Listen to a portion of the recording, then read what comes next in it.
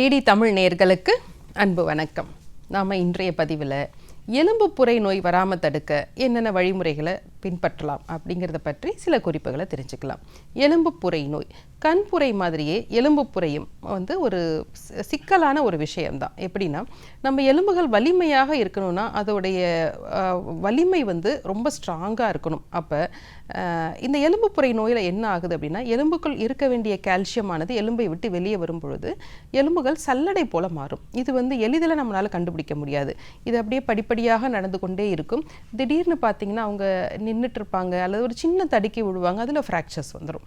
So இது யாருக்கெல்லாம் அதிகமாக வருதுன்னா, பெண்களுக்கு பார்த்தீங்கன்னா ஆஃப்டர் மெனோபாஸ் அப்படின்னு சொல்லுவோம். அதாவது மாதவிடாய் நின்ற பிறகு அவர்களுக்கு இந்த எலும்புப்புரை எளிதில் வருவதற்கு வாய்ப்பு இருக்குது. ஆண்கள்னா சற்றே ஒரு 70 வயது தாண்டும் பொழுதும் இந்த எலும்புப்புரை அதிகமாகுது. ஆனால் இன்றைக்கு வயது வித்தியாசம் இல்லாமல் எல்லாருக்குமே இந்த ஆஸ்டியோபோரோட்டிக் சேஞ்சஸ் மிக எளிதாகவே நடக்குது. இதற்கு என்ன காரணம் அப்படின்னா, நம்மளுடைய வாழ்வியல் காரணங்கள் தான். ஏன்னா இதில் ஆரம்ப காலகட்டத்தில் நமக்கு வலியோ அல்லது ஒரு வீக்னஸோ எதுவும் தெரியாது. ஆனால் போக போக நடப்பதில் சிரமம், ஃபட்டிக்னஸ்ன்னு சொல்லுவோம், ரொம்ப ஒரு ஒரு ஒரு சோர்வு அவங்களுக்கு இருந்துக்கிட்டே இருக்கும். இதற்கு இன்றைய வாழ்க்கை முறையில் என்ன பிரச்சனை?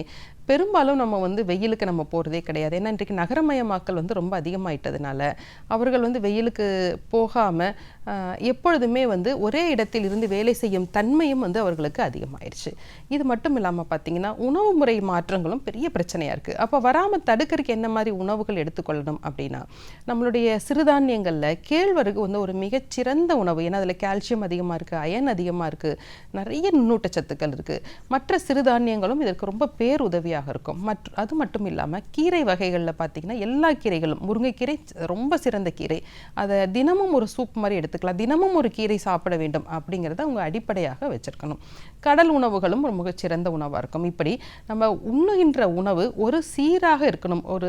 தினமும் ஒரு காய்கறி, ஒரு கீரை, இரண்டில் மாற்றி மாற்றி நம்ம எடுத்துக்கொள்ள வேண்டும். இது மட்டும் இல்லாமல் எள், கடலை போன்ற முழு தானியங்களை, நமக்கு எண்ணெய் பசையுடைய தானியங்களும் எடுத்துக்கொள்ள வேண்டும். இப்படி எடுத்துக்கொள்ளும் பொழுது ஓரளவு இந்த எலும்பு புரை நோய் வருவதை நம்ம கண்ட்ரோல் பண்ண முடியும். வேறு என்னென்ன நம்ம செய்யணும்னா, கண்டிப்பாக உடற்பயிற்சி செய்யணும். ஏன்னா நம்ம என்னதான் உணவு எடுத்துக்கொண்டாலும் சீரான உடற்பயிற்சி இல்லை, செடென்ட்ரி லைஃப் ஸ்டைலில் இருக்கும் பொழுது அந்த தாதுக்கள் வலிமையாகாது. ஏன்னா அந்த சத்துக்கள் உறிஞ்சப்படாமல் அப்படியே கழிவுகளாக தான் வெளியேறும். என்னதான் ஊட்டச்சத்து எடுத்துக்கிட்டாலும் அதை செரிப்பதற்கு நமக்கு பசி தீ சீராக இருக்கணும்னா நமக்கு கண்டிப்பாக லேசான உடற்பயிற்சி தேவை. இது எல்லாமே நம்ம அன்றாட வாழ்க்கையில் நம்ம பயன்படுத்துறது. சரி, ஆயுர்வேதத்தை நம்ம எப்படி இந்த இடத்துல கொண்டு வரலாம்னா, ஆயுர்வேதம் என்றைக்குமே இந்த எலும்புப்புரை அப்படின்னாலே வாதத்தின் தன்மை அதிகமாக இருக்குது. வாதம் அதிகரிக்கும் பொழுது எலும்புகளின் அடர்த்தி குறையும் அப்படிங்கிறது அடிப்படை. அப்போ வாதத்தை நம்ம சீராக வைத்துக்கொள்ள வேண்டும் என்றால் என்ன செய்யணும்? கண்டிப்பாக எண்ணெய் தேய்த்து குளிக்க வேண்டும். நம்ம வீட்டில் இருக்க சாதாரண நல்லெண்ணெயை நம்ம ஒவ்வொரு நிகழ்ச்சியிலையுமே சொல்லிட்டு இருக்கோம், எண்ணெய் தேய்த்து குளித்தல் வேண்டும், எண்ணெய் தேய்த்து குளித்தல் வேண்டும். ஏன்னா இந்த எண்ணெய் தேய்த்து குளித்தல் மூலமாக வாதம் கண்ட்ரோல் ஆகிறதுனால எலும்புகளினுடைய அடர்த்தி வேகமாக இழக்காமல் தசைகளின் பலம் நமக்கு அதிகரிக்கும். இரண்டாவதாக பார்த்தோம்னா, சில மூலிகைகள் நம்ம எலும்புப்புரை வேகமாக வராமல் தடுக்கும். எடுத்துக்காட்டாக பார்த்தீங்கன்னா, சதாவரி, தண்ணீர் விட்டான் கிழங்கு போன்ற மூலிகைகளாக இருக்கட்டும், அஸ்வகந்தான் சொல்கின்ற அமுக்ரா போன்ற மூலிகைகளாக இருக்கட்டும், நம்ம எல்லாருக்கும் தெரிஞ்சுதான் பிரண்டை, நம்ம வேலியோரங்களில் எளிதில் கிடைக்கக்கூடியதான்.